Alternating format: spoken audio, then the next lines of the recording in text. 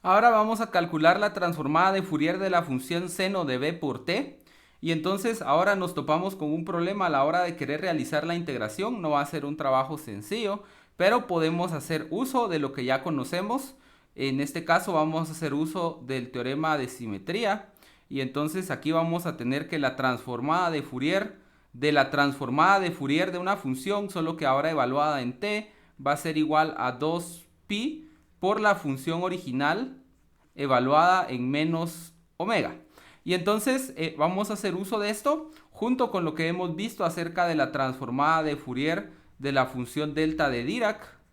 Sabemos que la transformada de Fourier de la función delta de Dirac en t menos b va a ser igual a e a la i a la menos i por b omega.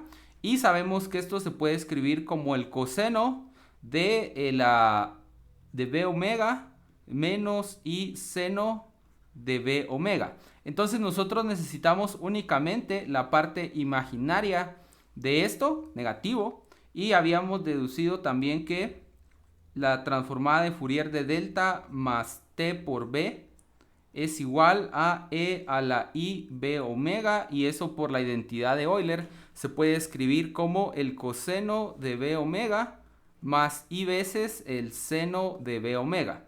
Entonces acá nosotros podemos encontrar una función cuya transformada de Fourier es el seno. Si nosotros restamos así, o sea, esta sería 1 y esta sería 2, entonces si restamos a la ecuación 1 la ecuación 2, nosotros obtenemos que 2i veces el seno de b omega es igual a la transformada de Fourier, y por linealidad podemos restar estos, o sea, delta de t más b menos delta de t menos b.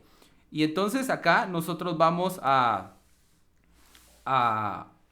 utilizar linealidad de nuevo y vamos a obtener que el seno de b omega es igual a la transformada de Fourier de 1 partido 2i por delta de t más b menos delta de t menos b.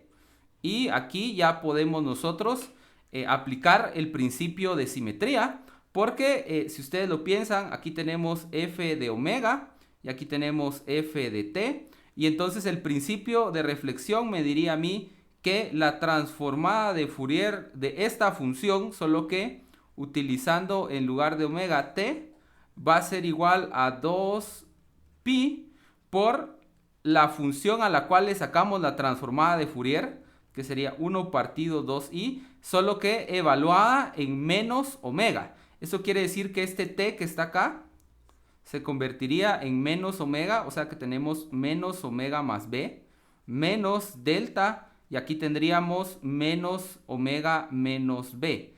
Pero usando las propiedades que ya vimos anteriormente acerca de cómo actúa esta función,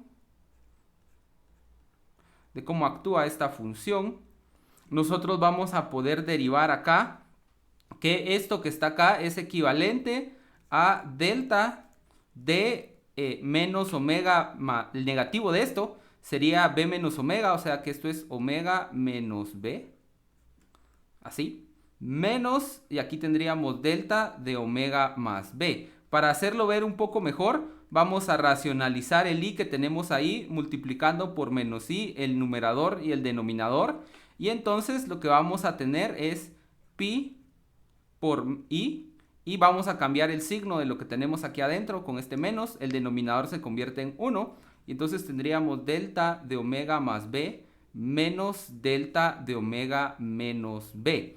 Entonces acá vemos un comportamiento interesante. Si nosotros analizamos el espectro de la transformada de Fourier de la función seno de b por t, el espectro de potencia, es decir, el módulo de su transformada de Fourier, una representación gráfica de eso, usando las representaciones que ya habíamos visto nosotros. Acá tenemos omega.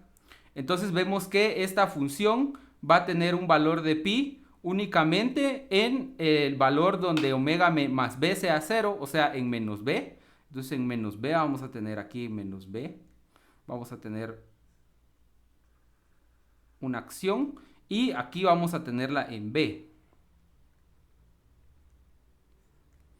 Entonces vemos que el contenido de frecuencia o las componentes de frecuencia de la función seno son únicamente en la frecuencia B, efectivamente porque esto es una oscilación con una frecuencia B. Entonces eso es lo que representa esta transformada de Fourier y cómo podemos nosotros empezar a conectar el contenido de frecuencia de una función, o más bien de la transformada, el módulo de la transformada de Fourier con el aspecto o el comportamiento que tiene la función original de la cual obtenemos su transformada. El hecho de que tengan componentes únicamente en la parte imaginaria me indica su relación con el seno, porque como ustedes verán más adelante, al calcular el hecho de que la función tenga únicamente una componente relacionada con el coseno es lo que brinda la parte real. Entonces, nosotros acá ya podemos empezar a entender un poco acerca de cómo funcionan y qué representan estas transformadas de Fourier.